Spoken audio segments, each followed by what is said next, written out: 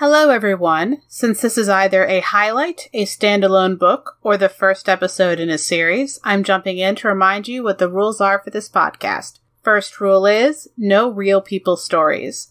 That means that any details from our own lives are merely anecdotal, we do not read books about real people, and we are not reading historical fiction. The second rule is that we are basing our analyses off of how the author treats characters and what they put them through. We are not judging the accuracy of the trauma, the accuracy of any actual conditions that may be portrayed, nor the authenticity of a character's reaction to that trauma or that particular condition. This podcast is for entertainment purposes only. The hosts are not trained professionals, and their opinions come solely from personal experience. In this episode, we discuss fictional depictions of trauma and violence that may not be suitable for all audiences. Please take care of yourselves. Specific content warnings for each episode can be found in the show notes.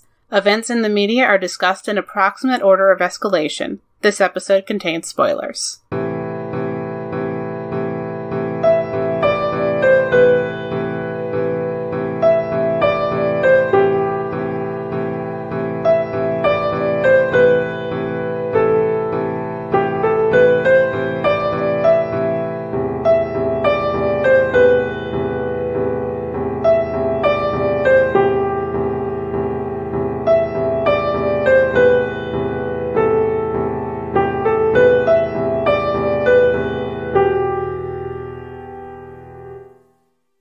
I'm Nicole. And I'm Robin. And this week on Books That Burn, we are discussing Scavenge the Stars by Tara Sim. Yes. We're doing this one slightly unusual, but it's a thing we have done before when we've had a particular discussion about it. We are only covering 2 topics, and we are going to make this about 15 minutes per topic instead of aiming for 10. I realize we don't always do a good job of those time constraints, but we're going to intentionally make these ones a little bit longer. So for our factions, we have Silverfish / Amaya, Roach, Countess Yama, Kao, Boone, Liesel, and Bass or Sebastian. Our first topic is debt slavery, specifically child debt slavery, though we are told that this is also happening to adults. Right. But in the book does call this out, like, specifically. Part of what is unique about the situation of children being in debt slavery is that in basically all the cases, they aren't the ones who got in debt. They are sold to pay someone else's debt, usually their parent. And that is the opening of the book, is that Silverfish, who was renamed Silverfish when she got onto the boat. Otherwise, she is Amaya, and just even that, like, stripping of her identity, like, happened as soon as she got on the boat. So, I don't know if you had, like, specific other things you wanted to bring up for this, because I do have some thoughts. Yeah, how spoiler-free are we going to do this? How spoiler-free are we trying to be? Because you were cagey with our notes. Yeah, I didn't want anyone who tuned in for the factions list to get spoilers, but at this point, we're about to spoil some stuff, because otherwise we can't really talk about the book. So, spoilers are going to abound from here on out. Okay. In that case, I think that the way this is talked about in the book, particularly with our 2 point of view characters, is very well done and very interesting, because we have 2 characters who are kind of calling each other out for this, but neither of them is actually a perpetrator. And I find that very good and very funny, because they're trying to hold each other accountable in a weird way. They're not actually, like, friends yet, so they're not really actually holding each other accountable. It's just a call out. But both of them have the other person accuse them of being part of this group and have an internal reaction of, what? How dare you? I would never. But you are. And they're like, what? Me? Are you? No. But they never actually communicate and explain anything until the very end, because the plot wouldn't work the way it does if they actually communicated. But it's very funny to me because Amaya is not employing, but is being employed by alongside with other children that escaped the same ship that she did. And so we have our KO character who is seeing these children working in Amaya's like manor house that they are using to do their schemes, and goes, well, you know, at least I'm better than you because I don't do that. And Amaya is like, these are my friends. How could you? How dare you accuse me of this? And then, you know, Amaya is assuming that he is selling children onto a ship, and he's, you know, over here like, I would never.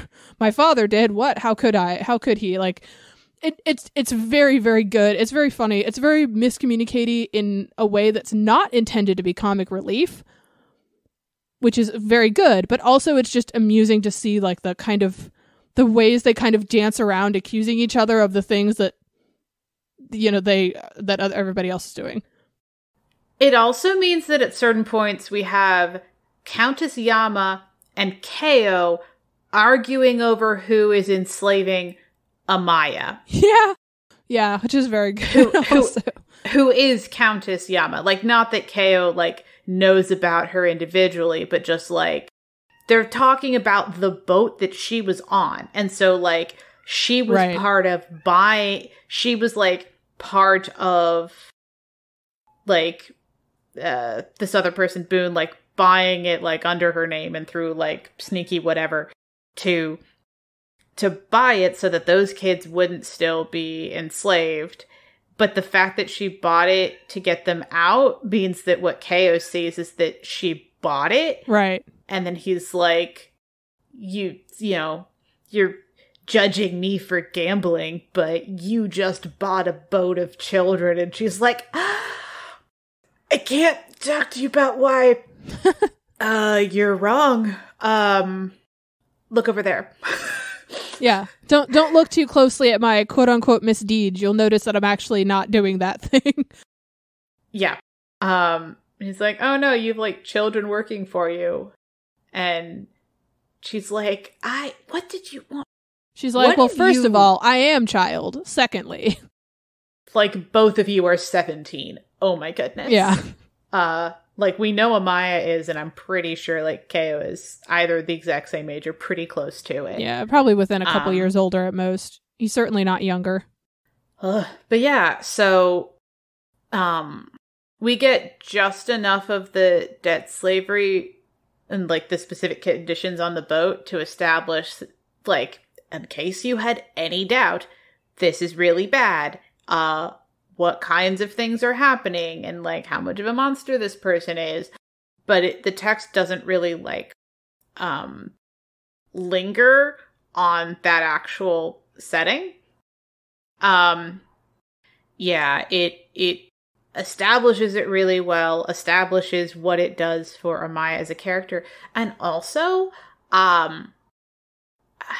okay, I think when we get to our next topic, I do want to spend a little bit of time talking about this, like, as a retelling, because, like, the debt slavery, this is just, like, a different way of getting to, you know, like, the similar circumstances from the original book.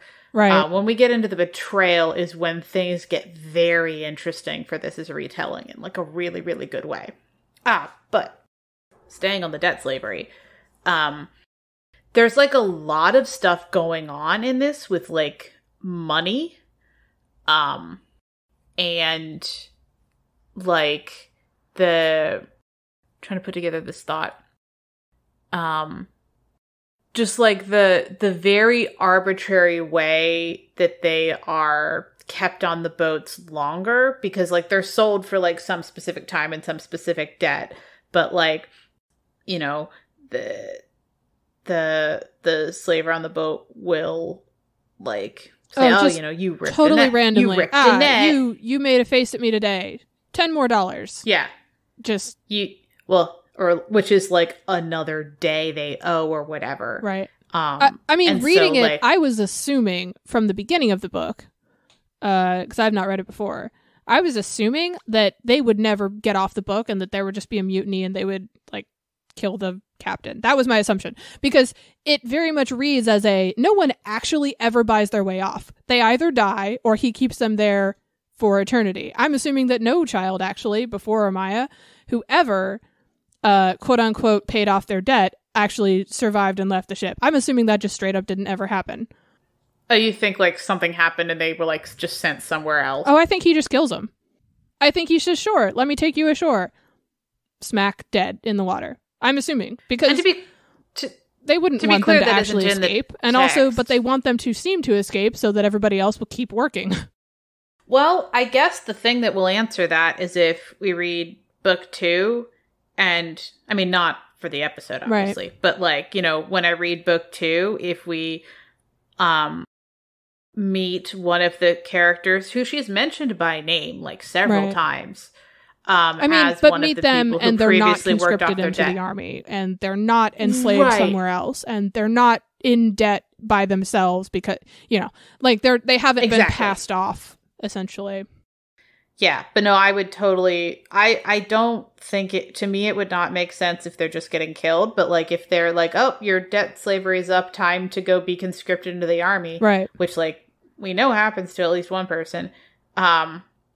Like I wouldn't be surprised if like in book 2 we find out that like that's the next part of the system. I do think though that like the adults at least must actually get loose. Otherwise, the way that everyone talks about the boats would be very different. I mean, like if not even the adults ever got out. I mean, I'm sure they get out, maybe, or maybe they don't, and maybe you never know because this one town is so small that if people never make it back, it's not really that much of a notable thing. Yeah. Anyway, like that is speculation. Like we don't know, but yeah, you know, if it turns out like in book 2, like we find out. Be like, Nicole called it. I don't know. I don't know if it's going to be like that. I mean, I don't have any actual proof. It's just that was the way it was reading, especially with the arbitrary way that money was added or subtracted from their sentencing. Like, there's no reason to think that the captain would give up labor that way. Like, there's no actual contract. There's no actual law. There's just him telling the children that you owe me this much money. And that this is how you can pay it off. Like, there's no reason to think that anybody actually escapes in a real, coherent, consistent way. We'll see. I'll report back to you, Nicole, at least. We'll see. You ready for betrayal? I am ready for betrayal. Always, constantly.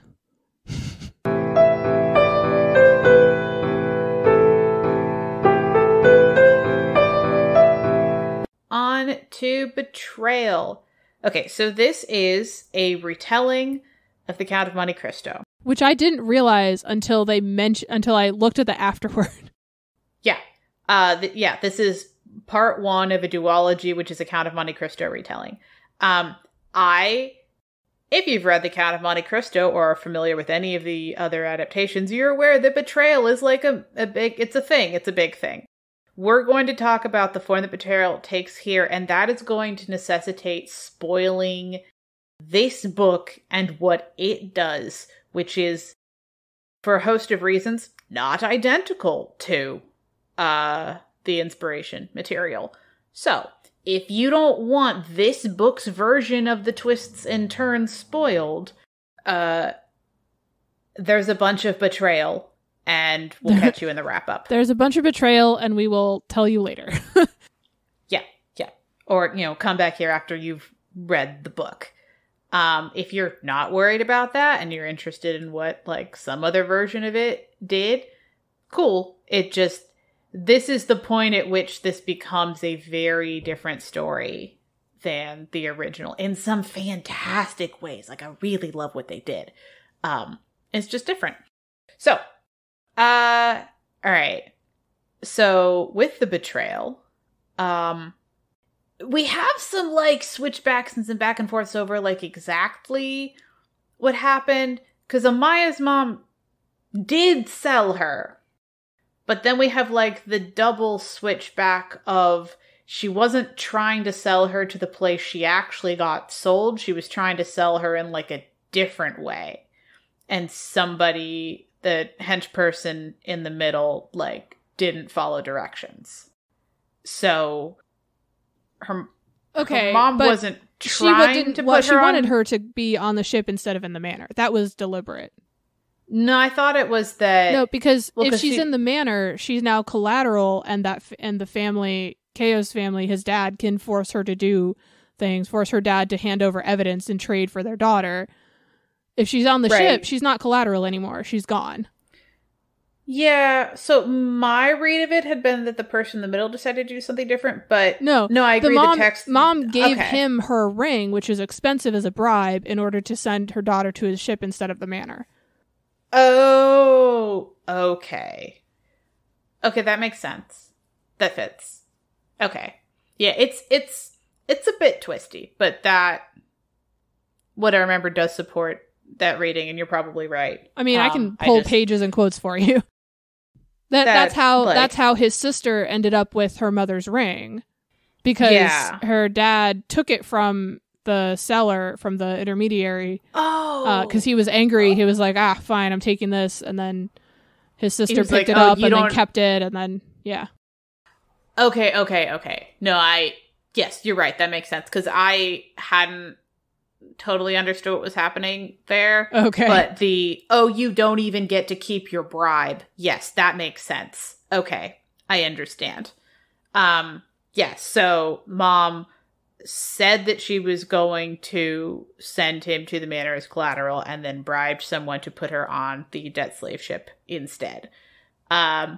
So, but like emotionally, like Amaya, like, I don't know, she's got a lot of twisty, complicated feelings about her mom for excellent She goes reasons. through a lot of, how dare you? Oh, I get it. How dare you again? Okay, fine. Like, back and forth. You betrayed me. Oh, but it was to save me. Oh, but you betrayed me a different way. Oh, no. Like, just over and over and over. Yeah. And over. Yeah, and then, so, like, there's a even more complicated set of betrayal stuff that's happening with Keo. And like his connection to all this, because at first he thinks that the slumlord is, I don't remember if he's slumlord or slum king, what the honorific was. But anyway, yeah, he thought that person who's like in charge of all this like gambling and stuff and the crime, a bunch of it at least, he thought that person was the one counterfeiting money, and then he thinks that it's his dad counterfeiting money, and then he's told that no, it was Amaya's dad, who is now dead, who was the one counterfeiting money. But it's like, no, it was his dad. It was his dad. It was, but like, it was with all like, it was kind of his dad. It was kind of Boone. It was kind of the Slum King. They were all kind of like, it's complicated. Yeah, it's a great big old conspiracy, and they're all lying to protect their own interests, even if it means sacrificing everybody else in the conspiracy, which means like there's a lot of lies flying in a lot of directions. And in terms of betrayal, ultimately it means that Amaya doesn't actually have this big fortune that Boone handed her so she could pretend to be Countess Yama. Instead, him having her pretend to be the Countess was just one, like, step in his counterfeiting money and being really rich scheme. 'Cause, like, all the money that, like, he gave to Amaya and the other freed kids to spend and use, like, it was pretty much all fake. And any of it that wasn't fake was just real money that came in when, like, they got change or whatever for fake money. Like, it was mostly fake, mostly counterfeit. And there's just, like, a bunch of back and forth and lies and betrayal and stuff. And in terms of, because like the idea of betrayal and revenge is central to a Count of Monte Cristo story. And I love the new version here because I am in the middle currently. I don't know if I still will be by the time the episode comes out, but I'm currently in the middle of like taking my time and rereading the Count of Monte Cristo over several months. I love it. Rereading, the unabridged version. It's a great time. It's over 1,000 pages, and I'm going to happily enjoy it from like January or February to like maybe June. Right. It's going to be a great time. Right. And I love this story, and I got to be surprised by what happened here. Because I was like, oh, like, I already know that Countess Yama is going to be a Maya based on, like, the names and stuff. That twist is obvious. But that wasn't the twist. That was we know you read the other book. We got you. Cool stuff happening. So just, I really like what it did with it. So, I don't know how much you care about and or love the original. I have a favorite. I have a favorite movie version, but I am not the one who reads retellings because I like retellings. So that's me. But yeah, I really like how as soon as Amaya found out who was arrested, she knows that it was KO. Yeah. Doing some betrayal of his own. Yeah. Yeah, no, but in terms of, like, her thinking about him and about his moves, I don't know, just with where they are in whatever relationship they have to each other at that point, I liked that she's like, oh, well, because also she had kind of decided she didn't want to, like, use him to get to his father. And so she gives him advice that she thinks is completely devoid of that context and accidentally prompts him into doing the plan she had decided maybe she didn't want to do stuff for anymore. And it kind of like still prompts him to do this betrayal of his own. I do kind of feel the most bad for KO's sister. Yeah, she's literally just an innocent bystander sitting there getting sick from the coins. Yes. Yep. Getting the plague. Oh yeah, because that's the other, like, this is a big spoiler. There's a plague that has people sick, and it's a whole thing, and it's caused by the counterfeit money. Like, something in the counterfeit money is making people sick. And my general understanding is the people making the counterfeit money know this and are just still making and releasing the counterfeit money. Like, they don't care. Boone like, knows it. Yeah. Yeah, Boone knows for sure. We don't know necessarily whether the others know. Whether the others in the conspiracy are aware.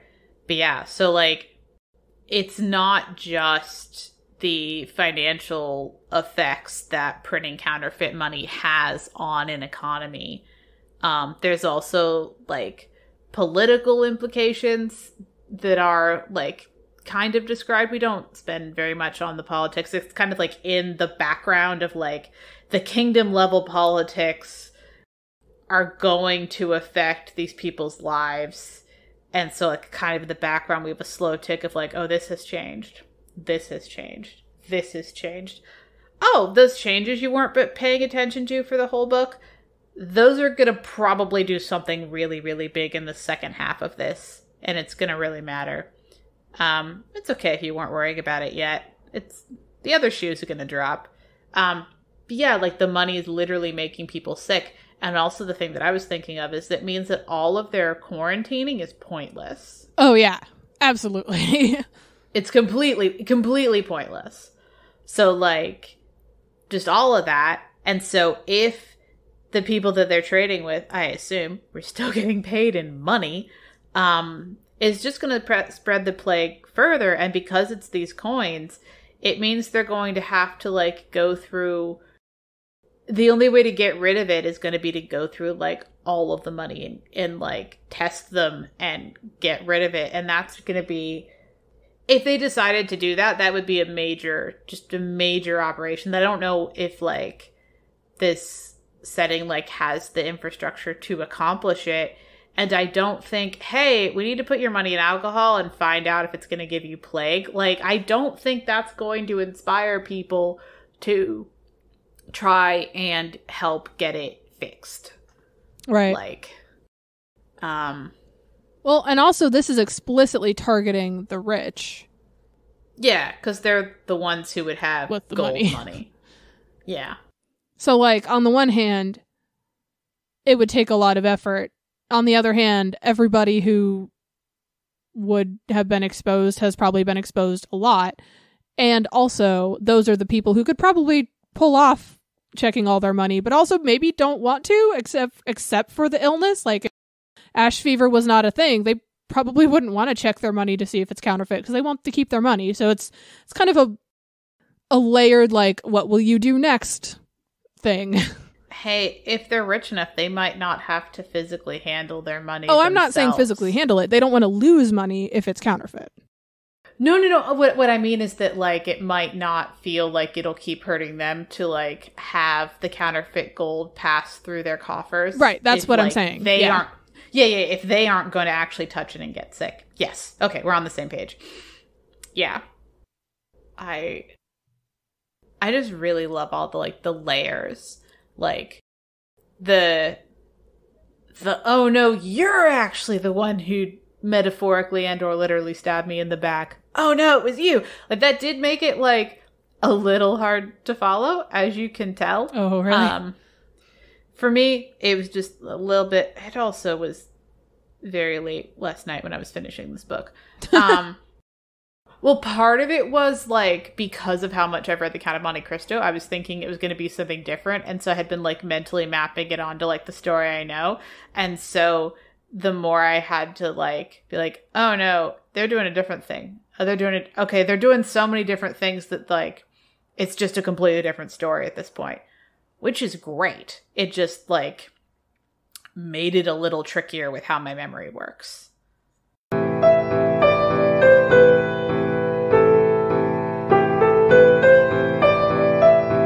Hi, I'm Matt, aka Stormageddon, and I'm the host of CPOV Autographs at certainpov.com. It is a bi-weekly interview series where I interview folks from all over the arts, from writers to comedians to magicians to musicians, even actors, historians, podcasters, pretty much anyone who's willing to chat with me for a little bit.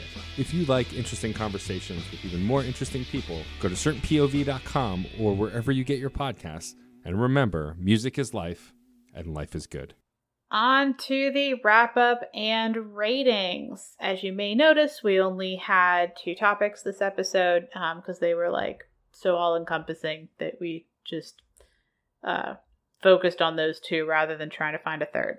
So, our topics for the gratuity rating for debt slavery. I think it's either moderate or severe. Oh, I think it's severe. Okay. Especially with the physical depictions that we get of that actually happening and how the kids are treated. Yeah. Okay. I'm good with going with severe. It's just, like, I could think of ways it could have been, like, more severe, but that doesn't stop it from we could make it worse, but that's not... Yeah. All right. Then betrayal. Also severe. Yeah. There's, like, only because there's so many layered betrayals happening to the main characters over and over and over that it adds up. I think you could make cases for individual ones, but I think as a whole it racks up to severe. Otherwise we'd probably say it was moderate, maybe. And kind of like the, like, emotional whiplash of, like, them repeatedly having to try to figure out how to reinterpret past actions. Yeah, exactly. In light of all of everything. And they don't have the benefit of, like, looking back 100 pages to see what happened. Right. Yeah. So, Integral, interchangeable, or irrelevant. Integral I to feel both, actually. Well, yeah, betrayal is absolutely integral. I was going to say that the debt slavery is interchangeable. It could have been a different kind of slavery, but but then we would have had to set up different things as threats on the mainland. Like, maybe it would be interchangeable from Amaya's perspective, but then you would have had to have a different reason for certain threats to be made, and like it would have changed the structure, and you would have had to substitute not just one thing, you would have had to substitute in multiple explanations for other things. Yeah, because like a lot of characters' motives are fueled by no, they have child debt slavery. I mean, and like we said, this I don't think is a spoiler, because we're focusing. We just said debt slavery. This is adults too. Like, it's not just kids. Yeah. So yeah, I think it's integral because it is so. It is the reason and the threat behind so many things that are not linked to each other. We can't just swap out another kind of slavery and say close enough, because it doesn't track for everything. Yeah, I do agree that like the monetary and social implications exactly have structured their society around this and the threat of it. Okay, nope, that's fine. Yep, integral. Treated with care, the debt slavery. I think showing us only 24 hours of a 7-year thingy is maybe not enough. I wouldn't go as far as no. Oh, really? But it did seem like it was like trying. It's like, here's like a snapshot of, hey, look, believe me, this was really bad. Here's some of the really bad. Okay, the plot is moving on now. Because remember, like you were saying that you thought that they were going to stay on, the plot moved on, like, the characters boat. Did not. Okay, good point. Yeah. So you think no? I'm not saying the author didn't try.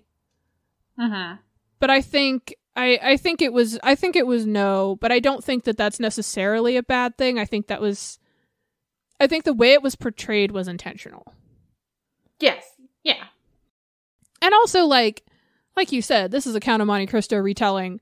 That is not a story that protects anybody. Yeah. So, like, I don't think it's that the author tried to protect the readers and failed. I think it's that the author was very deliberate on how much to show where to make their point. But I still think that means it's not treated with care. Okay, that's cool. We can say no. I just, it's definitely deliberate, and I'm glad we're in agreement on that. Oh, yeah. No, I fully agree. Yeah. All right, so no for that. And then betrayal, like, no. Yeah. Like, no, also, because like, shock value in the reveal is, like, part of the reveal. Yes. Then, all right, the moral directionality. I think this is maybe the most clear-cut example of Tangled we will ever get. Yeah. Which I think is amazing. I was gonna say maybe it's muddy, but no, like no, it's Tangled because we think we're supposed to. We think we know what's happening over and over and over and over and over and over. Us and the characters find out that actually no, you're missing a part. And then every time they find out the part that they're missing, they have to like reevaluate everybody else. And it's not always exonerating characters. Sometimes it's making them worse and then better and then worse and then just over and over and over and over. It's incredibly Tangled, but you think you know what's going to happen and then it doesn't and it kickflips. And I think that's beautiful. Yeah. All right. Point of view for the trauma and aftermath. So we have 2 narrators. Mm-hmm. And so... And nobody else. Just 2 narrators. So it's... For the trauma and aftermath, they both have to deal with betrayal. Only one of them was in the debt slavery. So we do get the perspective of the person who was enslaved. Right. As well as someone who just, like, knows of it as, like, a thing that's happening. Right. But we do get both of their... Yep. both of their thoughts on it. All right. The trope spotter for this time is moving the goalposts because on the ship, it was like, all right, you've been sold for this amount, and here's your contract for exactly how long you spent on the ship. Oh, you ripped a net. One more month. Yeah. You didn't bring me enough pearls. Oh no, you looked at me the wrong way. Guess I'm gonna keep you here for 10 more years. Yeah. I think that's all we can say without getting into severe spoiler territory. Oh yeah, absolutely. But just like, oh, you mean the tool that you were using to do for like the job that you're doing broke? That's going to cost you. That was my tool. You're going to have to pay for it and its replacement. Like, yeah, it's that kind of thing. Yeah. The only thing that stops this from being a company town feeling would be that would, if it were a company town thing going on, that would mean they'd have a town. They don't have a town. But yeah, otherwise some similar vibes there. All right. Favorite non-traumatic thing about the book. I really liked the bit where like they're telling each other stories. Okay. And we only kind of get the stories because the point isn't like exactly what the story was. The point is like the connection of them telling it to each other. And then connected to that, I really like the chapter heading quotes with like the snippets from stories from various cultures that are around. Like there's some stuff from the Rain Empire. There's stuff from this book about gambling. There's just like a lot of really fun like world building things from different places. And so I had been in. Well, that's my favorite thing is that I had been enjoying all those quotes, and then Amaya tells Keo one of those stories, and I'm like, oh, cool. So like, they're not just like flavor text; they're like in the book in this more meaningful way. Right. What was your thing? I really like the descriptions of combat instruction that she's given. I'm not going to really say more than that. Amaya is taught how to fight with a knife, and I just like when we don't see it happening in real time. We see her like flashing back to, aha, I did this thing like I was taught or whatever. This is how I was treated. But they did a good job of describing it, and I thought that was fun. Yeah. Without, like, turning it into a training montage or something. Oh, yeah. No, they didn't even attempt that. Instead, it just made it feel like, oh, yeah, she's doing the thing and also thinking about doing the thing, and then she's doing the thing, and it made sense. All right. Well, that'll do it for Scavenge the Stars by Tara Sim, which is the first book of a duology that is a Count of Monte Cristo retelling. So, thank you so much for joining us, and we will catch you in a fortnight.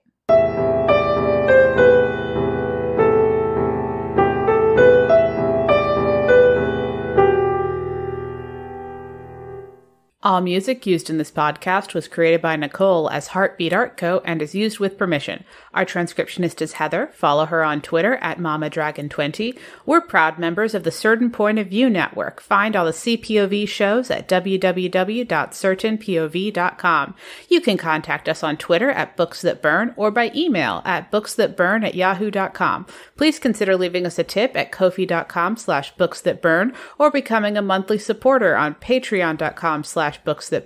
All patrons get access to our upcoming book list, bonus content, including the second half of all interviews, and will receive a one-time shout-out. To get updates on our written reviews, recent episodes, and newly completed transcripts, subscribe to our fortnightly newsletter at buttondown.email/booksthatburn. You can find us on Apple Podcasts, Pandora, Spotify, or wherever you get your podcasts. Please leave us a review wherever you're listening. This helps people to find the show. Thanks for listening. We'll be back in 2 weeks.